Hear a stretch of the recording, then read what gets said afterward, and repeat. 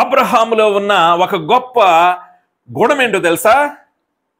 దేవుడి ఆశించిన గుణం అబ్రహాంలో మరి వెల్లివిరిసింది. అది మనందరికీ మాదిరికరంగా పెట్టాడు. అదేంటో తెలుసా?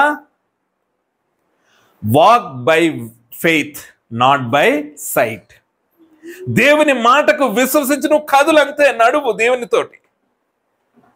అబ్రహాము నడవడానికి ప్రియమైన వారులారా ఎన్నో పరిస్థితులు ఆటంకంగా ఉన్నాయి. కారణం ఏంటో తెలుసా?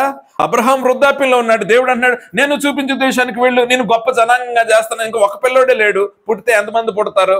70 సంవత్సరంలో. 100వ సంవత్సరంలో కనబడి దేవుడు పిలుస్తున్నప్పుడు 99వ సంవత్సరంలో నీకు మరలా ఒక కొడుకునిస్తాను, ఇస్సాకు అని పేరు పెడతావు అని చెప్తున్నప్పుడు విశ్వాసముతో దాన్ని పొందుకోవడానికి సిద్ధపడ్డాడు. మృతతుల్యమైన గర్భముతో శారా ఉన్నది. పీరియడ్స్ ఆగిపోయిన పరిస్థితి.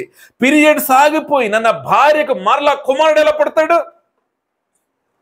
న్యాచురల్గా ఇది సాధ్యమవుతుందా?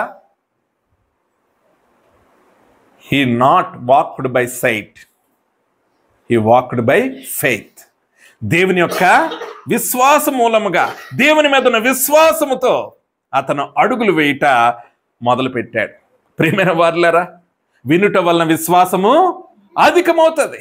దేవుని మాట వింటూ ఉంటే, అరే ఇప్పుడు వరకు నా 70 సంవత్సరాలుగా ఎంతో మందిని పూజించాను కానీ ఎవరు నాతో మాట్లాడలేదు, ఈ స్వరము నేను వినగలిగానంటే ఈయనే పూజింపదగిన వాడు, ఈయనే సృష్టికర్త, ఈయన మాట్లాడడానికి సమర్థుడు అని గ్రహించగలిగాడు.